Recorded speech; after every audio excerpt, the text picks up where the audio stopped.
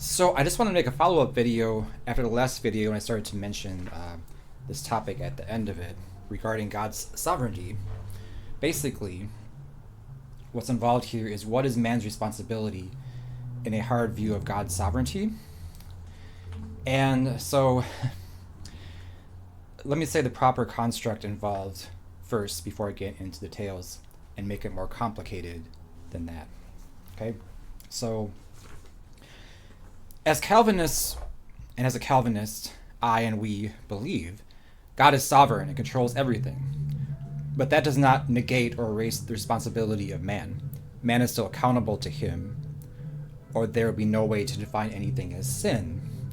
To say there's no sin is heresy. So the way that this is resolved is that God's sovereignty, even over sin and predestination, is a metaphysical concern, and therefore outside the scope of normal humans' daily concerns. Okay? So a lot of stuff that believers think about is practical Christianity, basically, in terms of what we ought to do and say, think like, pray like, etc. Regard our fellow man, fellow believers.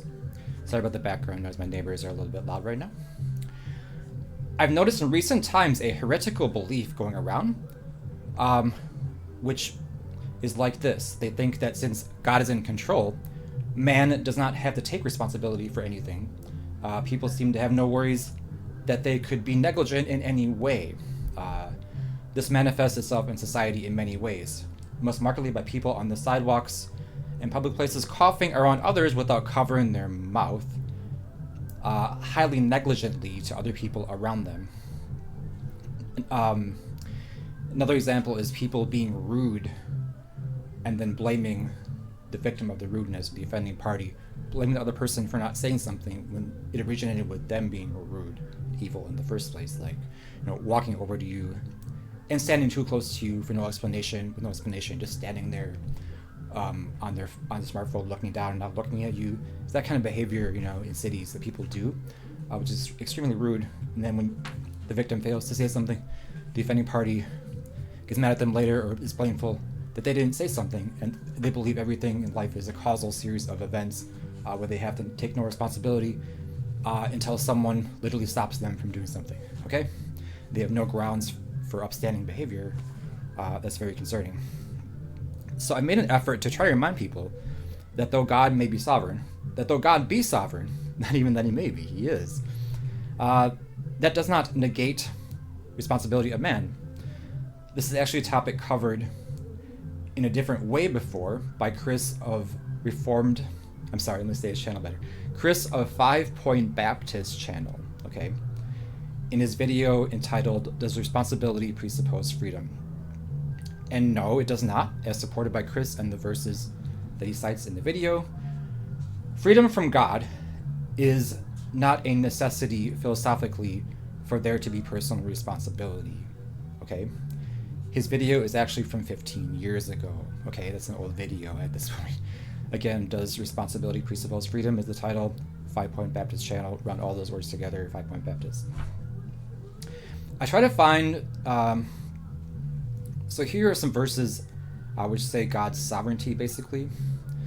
The basics of this are that God is omnipotent, all-powerful, all-seeing, all-knowing. Because of his omnipotence and authority, predestination actually has to be true, and so that's biblical as well, and there's verses to support that, which I'm going to say.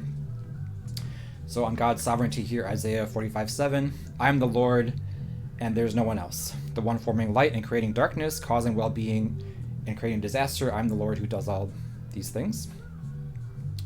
Another one is Proverbs 19:21, many are the plans in a person's heart, but it is the Lord's purpose that prevails. There's some ones here on predestination. Ephesians chapter 1, go right to verse 5. He predestined us to adoption as sons and daughters through Jesus Christ to himself, according to the good pleasure of his will. Another good predestination one, Psalm 139:16. Your eyes have seen my formless substance, and in your book were written all the days that were ordained for me, when as yet there was not one of them. That's a little like jarring to read. Now here I have verses about man's responsibility as well. It's not a contradiction.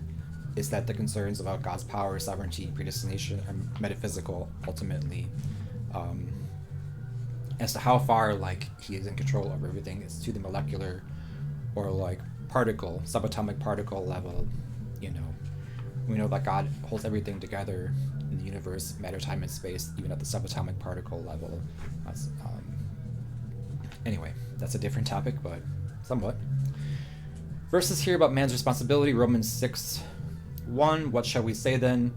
Shall we continue in sin that grace may abound? Certainly not. How shall we who died to sin live any longer in it? Then there's 1 Corinthians 15:33-34. Do not be deceived.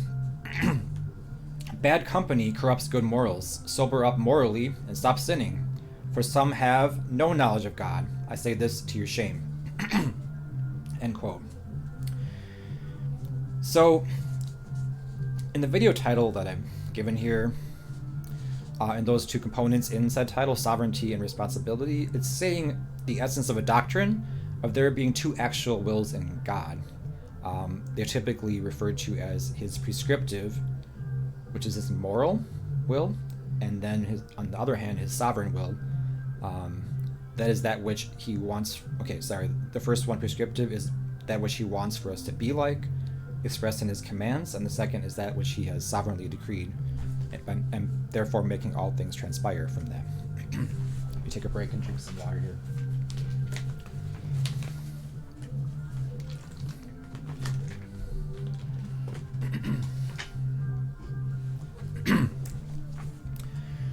Many people have a problem that from the idea of God's perfect sovereignty, he's therefore the author of sin.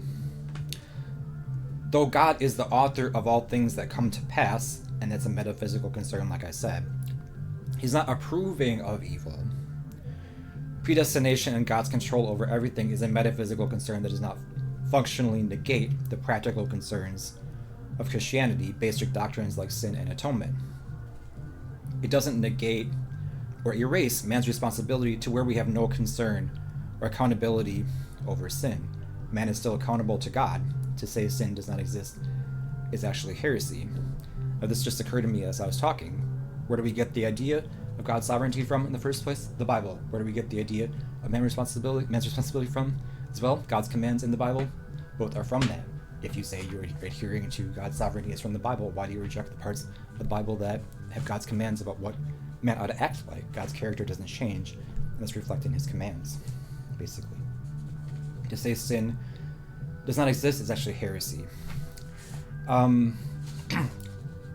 The writer who's very close to my actual views of God's sovereignty, and there's different shades of Calvinism. I guess it's not supposed to be that far apart, or that much a cause for a dispute or splitting over. We used to say even Arminianism and Calvinism were not caused to split or have people split apart over, remember that? So, this is a Vincent Chung quote. And I begin, the motive and effect of the Reformed answer is to accommodate human standards of fairness and righteousness. Dabney, Shedd, and others admitted that their answer is meant to satisfy human intuition, if not for the fact that God's absolute sovereignty is repugnant to human sinful intuition, made defective by the noetic effects of sin. The author of Sin Question would have no logical entry point into theological discussions. Okay, that's from the book The Author of Sin by Vincent Chung, page 6. With the noetic effects of sin there, he's saying we're tarnished by the fall of man, the curse, with noetic effects of sin, and that's on our intellectual capacity level. So we don't see these questions in the right way from our flawed capacity, from our fallen nature. We don't regard God the right way to begin with. We need more help in order to do it than just our own unaided reason and basic natural capacity. I would easily say that the perceived tension between God's sovereignty and man's responsibility, in our view, makes it hard for some people to accept. It's good for me to remind everyone that some things are really a mystery because there are things in God's hidden will he didn't reveal to us or give us specific reasons for. So the thing about the verse about God's hidden will is Deuteronomy 29 verse 29. These secret things belong to the Lord our God, but the things that are revealed belong to us and our children forever, that we may do all the words of this law. A lot of things that happen from God's sovereign decree, the things that unfold in life are hard for humans to accept, understand. The level of evil, suffering, pain going on, unexplained events, and as to why, in specific terms, why God is sometimes hard to ascertain. And he has a hidden will or hidden thoughts that he has not yet revealed, at least at this time, as to why he did this, that, or the other thing. Is God's hidden will or wishes, basically. His thoughts are above our thoughts. So I hope that sheds some light on the topic, that despite a hard view of God's sovereignty, those people walking around thinking that God's going to control everything. I can do whatever, act whatever way I want to, and everything's going to be okay. But everything's going to be okay, except he gave you the scriptures, he gave you a guidebook by which to act. How shall we therefore act if we are saved, if we are of Jesus the Lord? How are we to therefore live is a pretty good question answered in there. So do you think God doesn't know that he's sovereign and he's controlling everything? And then he gave us the scriptures to understand him better that this is the way we ought to act. This is what he expects. So we are accountable to him, and he does know we can think and understand, so we have a way to read and understand and do. So what else are you going to do on earth? Just be a vegetable? Anyway, I'm not a pastor. I'm not giving a sermon. This is an apologetics channel, so I'm just going to end with that. I can end here at 12 minutes almost exactly. Thank you for listening. God bless.